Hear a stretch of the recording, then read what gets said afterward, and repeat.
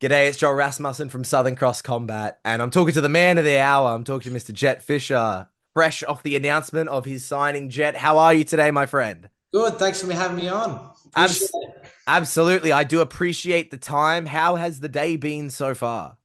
Day's been good. Just finished up work and now having a bit of a shit talk with you. So have a bit of fun. Before, what does the rest of the day hold? Oh, just training, mate, as usual, and a little date night with the missus. I'm not 100%, all about training like say Khabib or anything like that is. I am just a normal guy with a life, so doing all that stuff. Very nice. What is the date? What's the day today? No, as in, what are you doing for the date? Oh, going to the movies, mate. Nothing else. I love me a good, love me a good pictures. What are you seeing? Oh, some rom com, mate. Ah, herb some choice, her some choice. rom com, some rom com. I said before the interview started we were gonna be all business, and now we're talking about the movies. Sorry, Yeah, yeah. Let's get back to it. Head in the right but space. Let's go. but uh, to catch people up who are watching who don't know, it has been announced. You were the first ever exclusive Hex athlete. They announced that. Um, Yeah. how has the response been since that got announced yesterday? Oh, mate, it's been hectic. Me bloody inbox won't stop, dinging. Especially, all my family and that they love seeing, me succeed. So they'll be posting it everywhere. So it's good. It's very good. I was, including myself, was in that inbox, so I do appreciate you Yes, you yes. taking the time. Um, how did this contract come to be? How did the exclusive deal come to be? Well, I've been fighting in the amateur ranks for quite a while, and I take my time a bit. I really want to make sure I was ready for pro. A lot of people they'll have 6 or 4 fights, and they'll jump on a hex, eternal, or whatever card.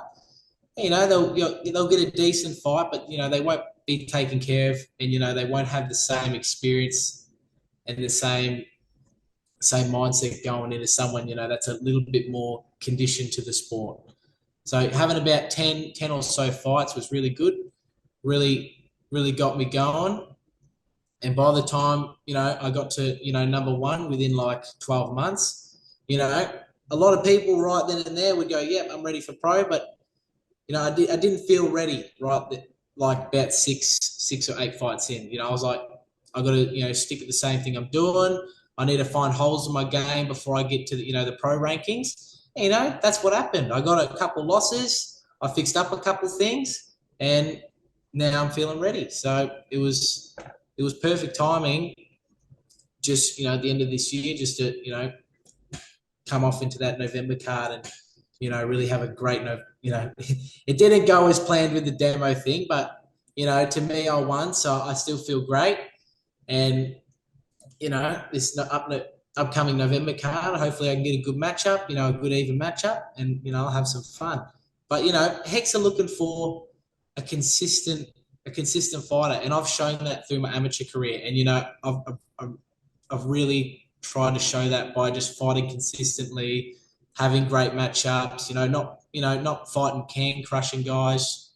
Fighting guys that have had a record. Say Jake Piper or Mason Ibetsu, who's they're both pro now, and they're both guns, and having some cracker fights, and just having that experience, to show off to the pro rankings. When they offered you an exclusive contract, what kind of went through your head when you had heard the exclusivity? Well, my dad is my manager. He goes through it a little bit more, but to me, it just mattered. I was getting consistent fights. Like, I don't want to be bouncing around here and there. Hopefully, this promotion will get me this. Having that exclusive contract just puts me in that position where I know I'm going to get a guaranteed fight every 3 months, and it's much appreciated. I'm happy to put on a good show for them. So it's just that back and forth love between a promoter and the fighter.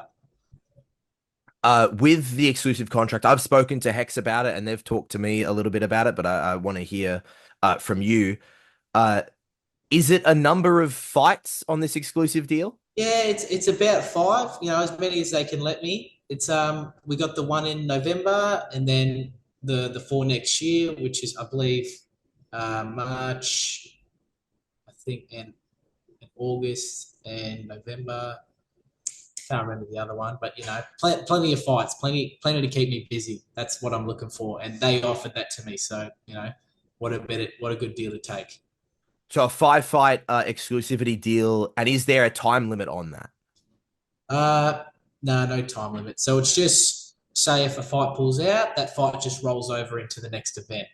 And if I do end up putting on a good show, then hopefully either I get another contract or I end up getting on the Contender Series or something like that. But that's the end goal. Just keeping them happy, and they'll keep me happy by just feeding me fights. That's all I'm looking for. Uh, with that, Hex is a promotion that gets people to the UFC, gets people on that contender. However, there are many routes, and people all have all different journeys to it. Are you able to fight internationally with this deal? No, I'm exclusive to them. So I'm exclusive to that MMA promotion, and it's good for me because it's local. It's at the Melbourne Pavilion. It's nothing crazy. I don't have to jump on a plane or anything like that. But it's exclusive just for MMA. So if I want to jump on which I am jumping on a Fusion Fight Series in I believe it's February. I'll be doing that. Like just other little side missions for myself. I can still go and do those, but with Hex, I'm exclusively just for them And now for the time being, anyways. for this 5 fights. Yes. And now with that contract now we know it's got a certain amount of fights on it. Is there any freedom to bargain with money? Because if you go out there and you have like 3 stoppage wins, you can use that as a bargaining tool, or is it kind of locked in for the Yeah, a fight? lot of people do. No, I'm not locked into a certain, pay, which, it's a good thing for me. But, you know, the one thing they really like, about me, I'm not really in it for the money. Me and Cage do own Primal Mixed Martial Arts. That's our main source of revenue.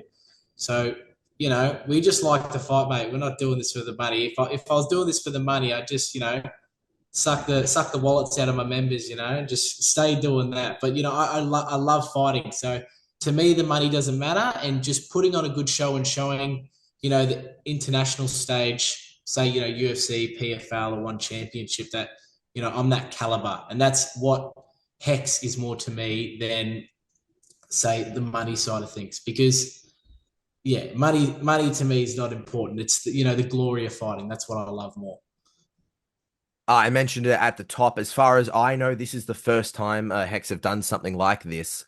Uh, Yes. why do you think that is? What do you think it is about yourself that makes them want to do that?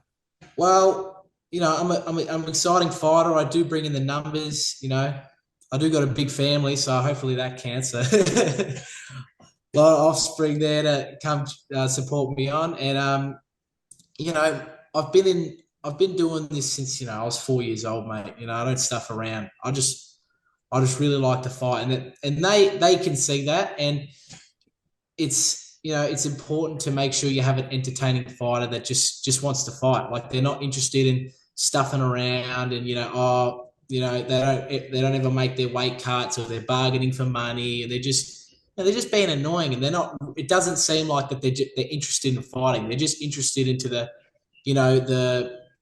spectator's point of view. They want to look really good at a spectator's point of view. I want to be a fighter, mate. I want to fight and look at the next goal coming up. I just want to fight. That's all I'm interested in. I'm not interested in stats. I'm not interested in, making sure I get that unanimous win to, keep my win streak going. I want to put on a fucking show. Like I'm a fighting industry. A lot of people think of it as, kind of like more of the Olympics where, you're going in there to win a gold medal and the glory and all this crap. Mate, it's an entertainment industry. You're here to bring the promoter in, money. So you better put on a good fight, or people ain't going to want to watch you. And that's just what a lot of people miss out from today is, it's easy to play it safe and, go with your decisions and, piddle paddle your way through fighting. But mate, I just want to fight. Like I've said it 50,000 times, but I just want to fight, mate. I just want to have a good banging fight. And when you go into that cage and you don't have that big fight you were looking for, your gas tank's not empty. you just don't really feel good. You just feel like, oh, I could have done more. And I don't want to feel like that when I get out of a fight. I want to feel like I've done everything I can to destroy this bloke in front of me, and have everyone cheering my name. Like that's what fighting is to me. You're a man who is leaving the amateur ranks, entering your pro career. Uh, Evidently, there's a lot of hype around you. Both people who, Yes. whether people who do know you and have seen you fight before, but the fact that Hex is doing this, I feel, is a good enough sign. Does that add any pressure? Well, I've been competing since I was a little kid, so the pressure kind of wears off, after the first couple kids comps, and you get kind of used to it that people, are looking at you. But as I said before, that's that you're looking at it as a spectator. You're worrying about what other people think. When as long as you get in there and do the fucking best you can, and put some blood on the other bloke's face, you feel pretty good about yourself. And a lot of people don't celebrate just having a fight; they celebrate just having a win. And even if I lose, but as long as I've had a good fight and I've done everything I could, I didn't give up and I didn't, you know, weasel my way out of the fight. That's what feels good. Not look seeing how other people see me. You mentioned it there. You love the competition, and as you mentioned earlier, it's not money that drives you to do this. It's that love for fighting. Um, what is the goal now that we're entering the pro career? What is your goal as a professional fighter? Well, a lot of people, see fucking, UFC belts and all this shit. I just like to focus on what's in front of me, like one at a time. There is that obviously end goal of, getting going to those international promotions and winning one of those big belts and, looking at that side of things. But, I'm just interested in the next goal. Like I'm just interested in this November card.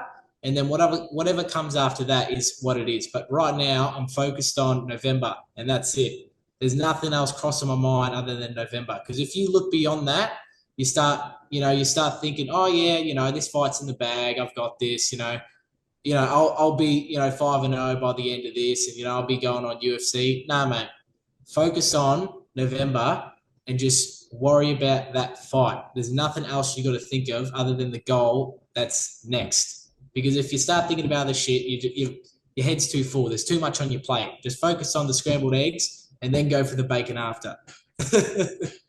I know you've just said that, and I'm about to ask you a question about the future. I apologize, but I don't care. Nah, don't stress, man. As far as I'm aware, this contract is exclusive for the regionals and for this kind of area. However, if you are offered a world stage, including a one championship, a PFL, or a UFC, you are able to take that opportunity.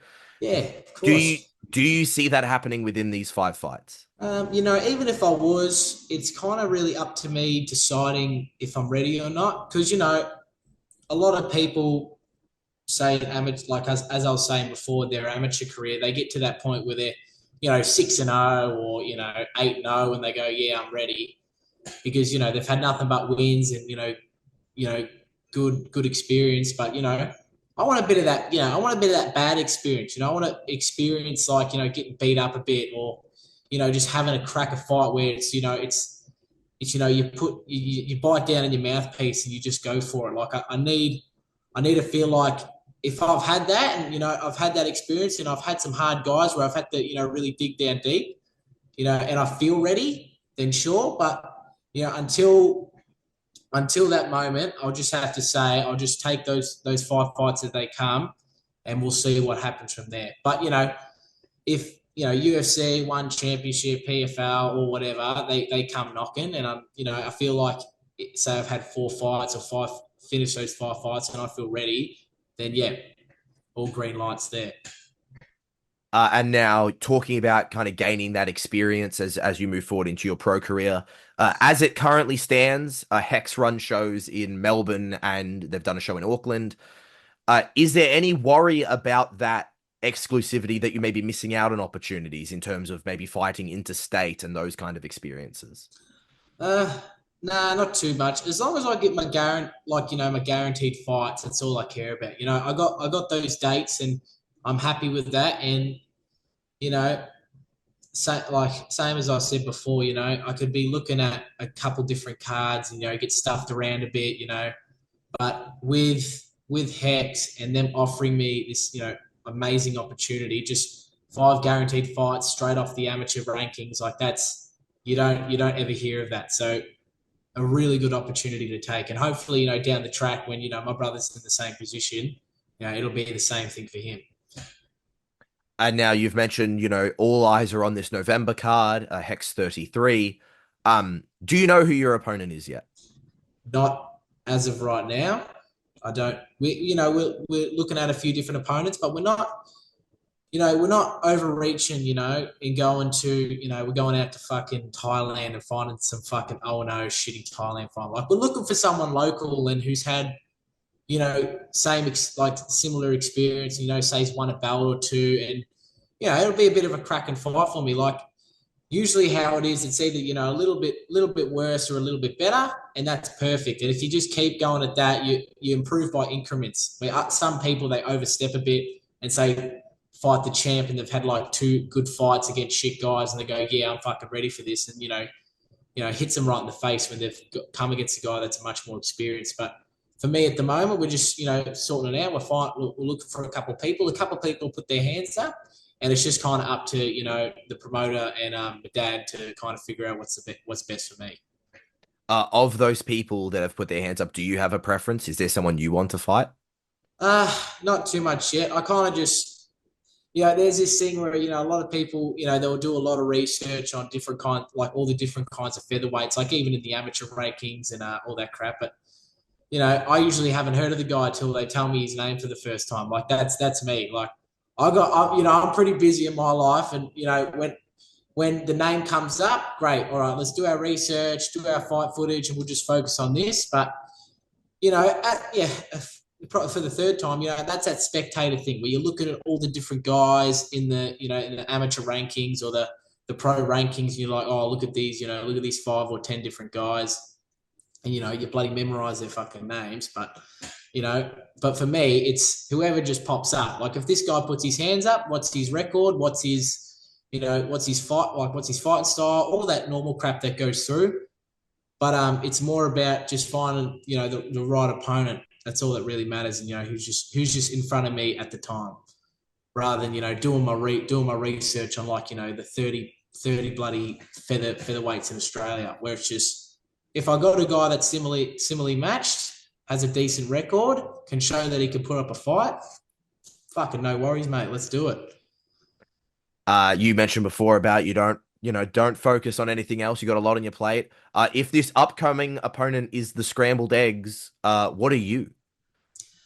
Uh, I'm the avocado on toast, mate. I'm good. Or, I'm the jam toast. I'm pretty sweet. Like, I can be sweet when you want me to be, but you get in your bad side. I'm a fucking cunt when I get in there. Talking about, you mentioned at the kind of the top of the interview, you talked about the last time you went out, a fight that on paper or on the scorecards didn't go your way. However, you seem mostly unbothered by it. Oh, well, when there's 2 bloody people in that cage, they know what happened, mate. Like, he can say all he likes and, walk around with his fucking team move belt. I don't give a fuck, mate, because I fucking won. Everyone knows I won. And, I've put my highlights out on Instagram. I'd like to see him come up with a bloody highlight reel. Like, good luck, mate. Good luck finding, 10 seconds worth of footage. Like, it's just ridiculous. But, that's all being contested and stuff. So that shit should be sorted out by the end of the year, hopefully. Um, Either way, and even though you have that, you, as you just said, 2 people were in there and they know what happened. A loss never feels good. Not getting No, your hand raised never feels good. To no. now enter the pro career coming off a loss, how is that? Does that mess with the momentum at all? Uh, Not really at all. Like, so, like growing up with jits comps and stuff, you might lose your first match, but mate, you come out with 3 more wins and boom, you got the gold medal. So it's just you keep the same mindset. Like, yeah, for the fourth time, that's that spectator mindset. Oh, he's come off a loss. Oh, he probably might not be as good. Mate, I don't give a fuck. Like, I could have lost my last bloody 3, but I'll still fight as hard in my fourth. Like, that's the mindset of a fighter, mate. You just keep looking at that next goal rather than just, looking behind your shoulder all the time in the rearview mirror. Like it's not important. What matters is what matters right now, the present, what you're doing right now to help your next fight, rather than just going back and sooking over it and getting all fussy about it. Where it just doesn't matter. It's about the next thing. Jett Fisher, I thank you so much for the time. It's a pleasure to speak with you. I hope the rest of the day goes well. What are you coaching tonight? Yes. What class are you coaching?